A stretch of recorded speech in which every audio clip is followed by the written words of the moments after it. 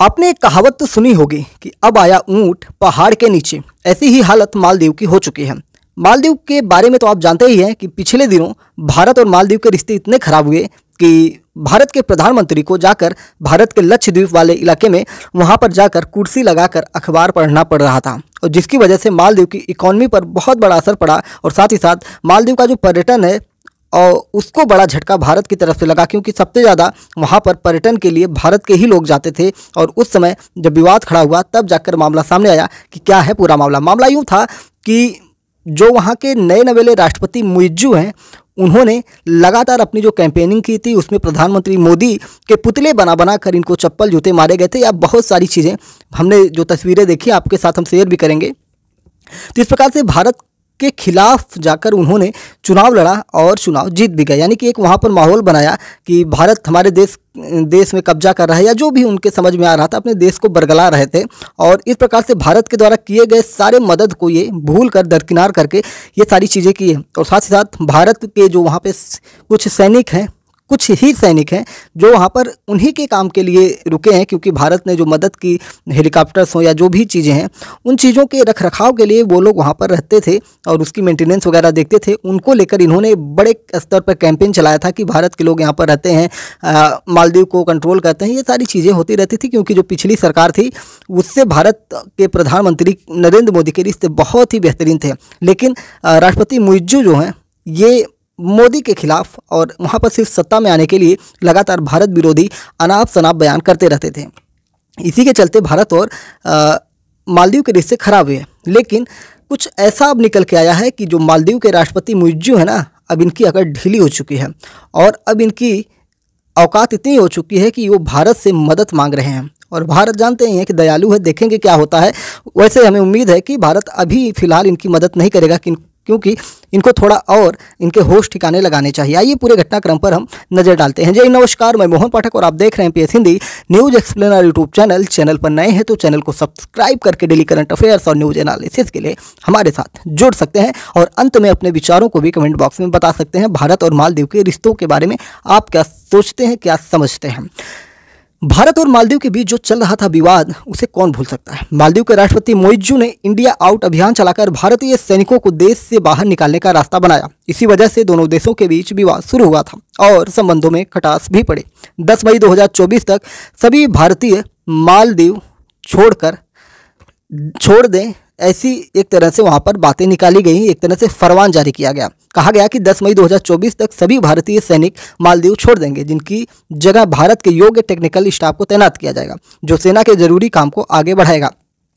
इतना ही नहीं, भारत के PM नरेंद्र मोदी के लक्षद्वीप दौरे और लक्षद्वीप का प्रचार करने पर मालदीव के 3 मंत्रियों ने प्रधानमंत्री मोदी और भारतीयों के बारे में विवादित टिप्पणी की थी। यहाँ तक कि प्रधानमंत्री मोदी को जोकर तक कह दिया गया था, जिसके बाद से भारत के लोग नाराज होकर बहुत सारे लोगों ने अपनी एक तरह से फ़्लाइट कैंसिल कर दी। वहाँ पे होटल व्यवसाय जो था पूरा ठप पड़ गया, क्योंकि होटल में बुकिंग जो थी सारी कैंसिल होनी शुरू हो गई थी।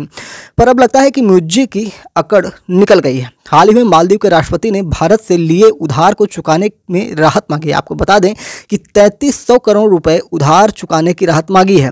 भारत लंबे समय से मालदीव का सबसे बड़ा मददगार रहा है और इन चीज़ों को भूलकर मालदीव के राष्ट्रपति मुइज्जू लगातार भारत के खिलाफ बोलते रहे थे। ऐसे में भारत ने आर्थिक रूप से भी मालदीव की लगातार मदद की थी। इस समय मालदीव पर भारत से लिया बड़ा उधार बकाया है, जिसकी राशि लगभग 400.9 मिलियन डॉलर्स हैं, जिसकी भारतीय करेंसी में अगर हम वैल्यू आपको बताएं तो 3300 करोड़ रुपए हैं, 3300 करोड़ रुपए हैं। और भारत अगर कह दे कि मुझे मेरा पैसा वापस करो तो इनकी खटिया खड़ी होनी तय है। मालदीव को यह उधार इस साल के अंत तक चुकाना है और ये डेडलाइन तय है। जिस प्रकार से मालदीव ने ये कहा कि भारत के सैनिक यहाँ से कितने मई तक, 10 मई 2024 तक यहाँ से निकल जाएं, उसी प्रकार से भारत अब इनके कहते हैं ना कि अब पीछे पड़ा है कि भैया तुम मेरा पैसा दो, इस साल के अंत तक तो पैसा देना ही है और कुछ ही महीने बचे हैं। ऐसे में मुइज्जू ने इस उधार को चुकाने में भारत के आगे गिड़गिड़ाते हुए कहा है कि थोड़ी सी भैया राहत दे दो। जो मुइज्जू कुछ समय पहले तक भारत का पुरजोर विरोध करने का कोई मौका नहीं छोड़ रहे थे। आपको बता दें कि जैसे ही ये राष्ट्रपति बने, पहला दौरा इन्होंने भारत के दुश्मन देश चाइना के साथ किया था। वह अब भारत को मालदीव का सबसे करीबी सहयोगी बता रहे हैं। जो मुइज्जू इंडिया आउट अभियान चलाकर भारतीय सेना को मालदीव से निकालने के लिए आवाज़ उठाते रहे, अब वह भारत की तारीफ कर रहे हैं। मुइज्जू ने कहा कि भारत की मालदीव को सहायता प्रदान करने में महत्वपूर्ण भूमिका रही है और भारत ने ही मालदीव में सबसे ज़्यादा संख्या में प्रोजेक्ट क्रियान्वित किए हैं। ये सारी बातें जानते हैं हम क्यों आपको बता रहे हैं। आपको बता रहे हैं कि सिर्फ चुनावी बातें होती हैं और जब चुनाव निकल जाता है तो फिर ऐसे लोग अपने गिरगिट जैसे रंगों को बदल लेते हैं। आपको मालदीव से जुड़ा एक घटनाक्रम बता रहे हैं 2014 का। जब 2014 में मालदीव में पानी का संकट खड़ा हुआ था तो वहां की सरकार ने भारत से मदद मांगी। भारत सरकार ने 36 घंटे के अंदर मालदीव को उस संकट से निकाला। क्या था वो ऑपरेशन, जिसका नाम था ऑपरेशन नीर। आइए आपको हम बताते हैं। पहले मालदीव से भारतीय सेना को हटाने की बात और अब प्रधानमंत्री को लेकर वहाँ के मंत्रियों को जो विवादित टिप्पणी थी, लेकिन वो ऑपरेशन नीर को भूल गए थे। मालदीव की राजधानी माले का आरओ प्लांट खराब होने यहाँ पीने के पानी का संकट पैदा हो गया। आपको बता दें कि वहाँ पे समुद्र ही समुद्र है और उन्हीं को फिल्टर करके पानी पिया जाता है। तो मालदीव की जो शहर माले है वहाँ का आरओ प्लांट जब खराब हो गया तो पूरे शहर में बूंद बूंद पानी के लिए त्राही मच गई। मालदीव ने भारत सरकार से मदद मांगी। उस समय विदेश मंत्री थी भारत की सुषमा स्वराज, और महिला का हृदय तो पिघल ही जाता है। विदेश सचिव थे भैया एस जयशंकर। सुषमा स्वराज जरूरतमंदों को तत्काल मदद भेजने के लिए जानी जाती थी। मालदीव के मामले में भी उन्होंने तत्काल मदद भेजने का वादा किया। उन्होंने प्रधानमंत्री मोदी से तत्काल बात की और मालदीव के लिए मदद सुनिश्चित की। फिर उसके बाद इंडियन एयरफोर्स की ऑफिशियल वेबसाइट के मुताबिक माले शहर को रोजाना 100 टी पीने के पानी की जरूरत थी। वहां मदद भेजने की जिम्मेदारी भारतीय वायुसेना को सौंपी गई। भारतीय वायुसेना ने 3 C-17 और 3 IL-76 वायुयानों की तैयारी की, यानी कि तैनाती की इस मिशन के लिए, ऑपरेशन नीर के लिए। पैक किया हुआ पानी दिल्ली से अराकोड़म और वहां से माले के लिए रवाना किया। सेना ने वायुयानों के जरिए 5 से 7 सितंबर के बीच 374 टन पानी वहां पर पहुंचाया था। तो इस प्रकार से आपने समझ लिया होगा कि भारत कैसे मदद करता है। आपको और भी मदद की हम बातें बताते हैं। सिर्फ ऑपरेशन नीर ही नहीं, भारत ने कई मौकों पर मालदीव को मदद भेजी। कोविड के दौरान भारत ने ऑपरेशन संजीवनी चलाया। मालदीव सरकार के अनुरोध पर भारत सरकार ने परिवहन विमान C-130J से दवाओं और इलाज से जुड़ी जरूरी चीज़ों को मालदीव तक पहुंचाया। इतना ही नहीं, इससे पहले भारतीय सेना ने वायरल टेस्ट लैब बनाने के लिए 14 सदस्यीय मेडिकल दल का मालदीव भेजा था। भारत सरकार ने 5.5 टन जरूरी दवाएं मालदीव को उपहार के रूप में दे दी थी कि लो भैया दवा खाओ और जान बचाओ। 3 नवंबर 1998 को मालदीव की राजधानी माले की सड़कों पर आक्रमणकारी पहुंचे तो वहां की सरकार ने भारत से मदद मांगी। मालदीव में तख्ता पलट करने की कोशिश शुरू हुई तो रातों रात ऑपरेशन कैक्टस की शुरुआत भारत ने की। भारत ने 1998 3 नवंबर को भारत सरकार ने इंडियन एयरफोर्स के IL-76S N2S और N32S को मालदीव भेजा। वहीं IAS मिराज 2000S से आसपास के द्वीपों पर नजर रखी। भारत सरकार की इस ऑपरेशन ने भारतीय वायुसेना की एयरलिफ्ट कैपेसिटी को भी दुनिया के सामने उदाहरण के तौर पर पेश किया। इसके अलावा कई मौकों पर भारत सरकार ने मालदीव को मदद भेजी, लेकिन वही मालदीव लगातार भारत के खिलाफ कैंपेन करता रहा और इंडियन आर्मी की जो वहाँ पे सेना के कुछ लोग वहाँ पर मौजूद थे उनको आउट करने के चक्कर में अब वो खुद आउट हो रहा है और आप देख रहे हैं कि अब किस प्रकार से वो भारत से गिड़गिड़ा रहा है। आपको बता दें कि ये घटनाक्रम और भी आपको ज़्यादा मज़ेदार लगेगा तब जब भारत ने जनवरी माह में कुछ फैसले लिए। मालदीव को मिलने वाले 600 करोड़ रुपए भारत की ओर से किसी देश को दी जाने वाली तीसरी सबसे बड़ी मदद है। भारत ने साल 2023-24 के लिए मालदीव के लिए 770 करोड़ आवंटित करने का फैसला किया था। ये 2022-23 के लिए की गई 183.16 करोड़ रुपए की मदद से 300% ज़्यादा है। लेकिन अंतरिम बजट में भारत ने मालदीव की मदद घटाकर श्रीलंका, मॉरिशस, सेशेल्स और अफ्रीकी देशों की मदद बढ़ा दी। Indian Council of World Affairs में senior research fellow doctor Fazzur Rahman Siddiqui जो बताते हैं उनकी बात हम आपको समझाने की कोशिश करते हैं। मुइज्जू सरकार ने जिस तरह से भारत का विरोध किया है उसने भारत को चौंकाया है। भारत को इतने कड़े तेवर की उम्मीद नहीं थी। मुइज्जू ने न सिर्फ भारत के खिलाफ कड़े कदम उठाए बल्कि राष्ट्रपति बनने के बाद ही तुर्की और चीन की यात्रा कर उन्हें भारत विरोधी भावनाओं को और भड़काया। मुइज्जू सिर्फ देश के अंदर अपने समर्थकों को खुश करने के लिए ऐसा कर रहे थे, लिहाजा भारत के लिए प्रतिक्रिया करना स्वाभाविक है। भारत ने मदद में कटौती कर इसका संकेत दिया। मोहम्मद मुइज्जू जब मालदीव के राष्ट्रपति बने थे उन्होंने कहा था, मैंने भारत को बहुत स्पष्ट कहा है कि मालदीव में तैनात प्रत्येक भारतीय सैनिकों को यहाँ से हटा दिया जाना चाहिए। मैं मालदीव समर्थक व्यक्ति हूँ। मेरे लिए मालदीव सबसे पहले है। मैं ना ही किसी देश के साथ हूँ ना ही किसी के खिलाफ हूँ। ये स्टेटमेंट इन्होंने राष्ट्रपति बनने के बाद दे दिया था।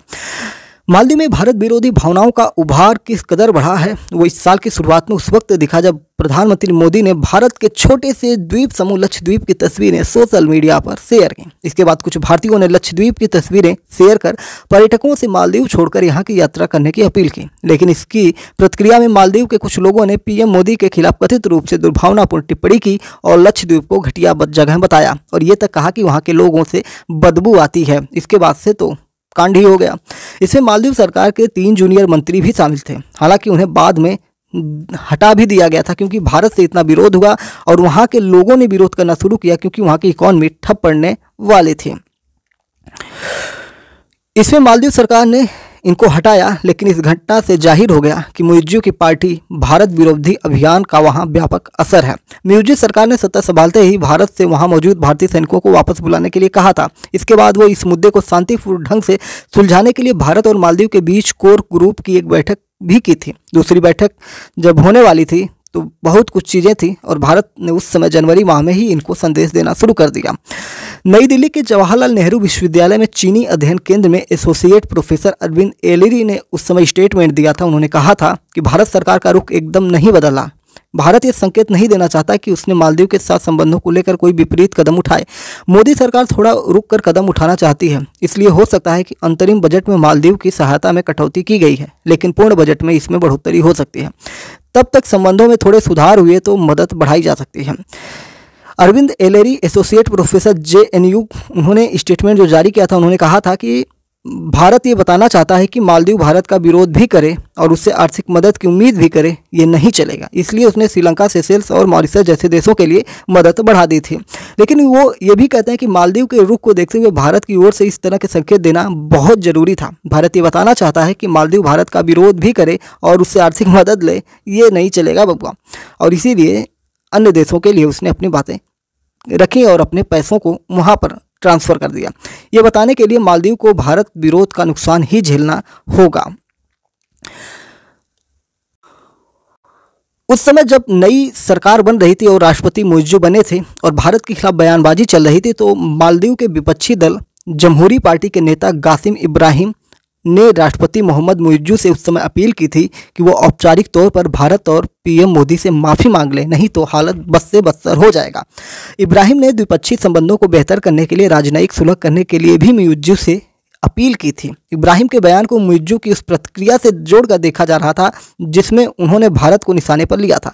पीएम मोदी से माफ़ी मांगने की ये मांग तब उठी जब मोहम्मद मुइज्जू को देश की संसद में लगातार विरोध का सामना करना पड़ा, जब प्रधानमंत्री के बारे में इनके कैबिनेट के मंत्रियों ने अनाप शनाप जोकर जैसे वर्ड और भारत के लोगों को बदबूदार और लक्षद्वीप को रहने योग्य या देखने योग्य नहीं बताया था। उस समय इब्राहिम ने कहा, पूर्व राष्ट्रपति अब्दुल्ला यामीन ने इंडिया आउट अभियान की शुरुआत की थी, जिसके कारण भारत और मालदीव के बीच तनाव बढ़ा।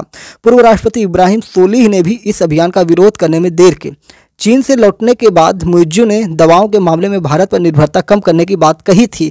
भारत मालदीव को दवाओं की सप्लाई करता रहा है। कोरोना महामारी के दौरान भारत ने मालदीव को वैक्सीन तक पहुंचाई थी, जिसकी जानकारी हमने पीछे भी आपको दी। तो ये सारी चीज़ें आप ध्यान में रखिए कि जब भी आप किसी का विरोध कर रहे हैं, मैं सबके लिए बता रहा हूँ कि तब आपको ये सोचना चाहिए कि इसके दूरगामी परिणाम क्या हो गए। आप तुरंत के लिए ही अगर आप विरोध कर रहे हैं तो आपकी कहीं ना कहीं बुद्धिमत्ता में कमी है। वही मुइज्जू के द्वारा, उनकी पार्टी के द्वारा, उनके लोगों के द्वारा यही दिखाया गया। उस समय तो वो चुनाव जीत कर आए थे और उनको लगा कि वही दुनिया के बादशाह हैं और चीन, ताइवान जैसे लोग इसको थोड़ा सा समर्थन कर रहे थे, तो इसको लगा कि भारत की अब कोई वैल्यू नहीं है। लेकिन जब भारत ने कहा कि बेटा अब मेरे पैसे वापस करो, 3,300 मिलियन डॉलर या करोड़ रुपए, तो अब इनके होश उड़ गए। 400 मिलियन डॉलर और 3,300 करोड़ रुपए। तो अब ये कह रहे हैं कि भैया थोड़ा और समय दे दो। खैर देखते हैं आने वाले समय में भारत क्या करता है, क्योंकि इसकी डेडलाइन 2024 लास्ट तक है। मालदीव को लगभग 40 वर्षों में भारत ने बहुत सारे डिफेंस के सामान दिए हैं, जिनमें अगर हम बात करें 1992 में बख्तर बंद लड़ाकू वाहन इन्होंने 4 दिए थे। 2006 में CGS हुरावी जो गश्ती पोत होता है 1 दिया था। फिर ध्रुव हेलीकॉप्टर 2010 में 1 दिया गया था। फिर 2013 में फिर से ध्रुव हेलीकॉप्टर 1 दिया गया। 2019 में CGS कामयाबू यानी कि फास्ट इंटरसेप्टर बोट दी गई 1। फिर 2020 में डोर्नियर एयरक्राफ्ट दिया गया एक, और फिर 2022 में यूटिलिटी व्हीकल्स जो 24 दिया गया था, और 2 जनवरी 2023 में समुद्री एम्बुलेंस दिया गया था 2, और मई 2023 में लैंडिंग क्राफ्ट असाल्ट शिप दिया गया था 1, और मई 2023 में फास्ट पेट्रोल वेसल CGS हुरावी की जगह लेने के लिए 1 दिया गया था। तो ठीक है, आगे की अपडेट जो आएगी मैं आपको जरूर बताऊंगा। चैनल पर नए तो MPS हिंदी को सब्सक्राइब करके डेली करंट अफेयर्स और न्यूज एनालिसिस के लिए हमारे साथ जुड़ जाइए। जय हिंद, नमस्कार, भारत माता की जय।